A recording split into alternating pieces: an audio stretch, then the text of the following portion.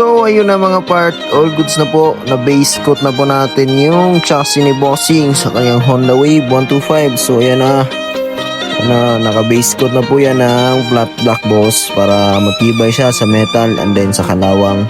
Then this time is naka top coat na po. So tignan nyo naman, pag naka strip to metal talaga, napaka solid yung labas pag naka top coat na. So ayan yung itsura niya na boss, naka top coat na yung chassis ni Bossing. Tignan nyo, sobrang kintab. Dalawang BG lang mang baon. So sinama ko na yung brake pedal kasi ayaw matanggal yung kanyang ihi kasi medyo luma na siguro yung unit ni boss. Then yan, sa malapitan yung chassis ni Bossing, napakaangas.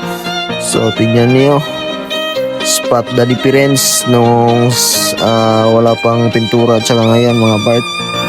Napaka solid kahit sa kasulok-sulukan. So yan, so ano pang inaantay nyo?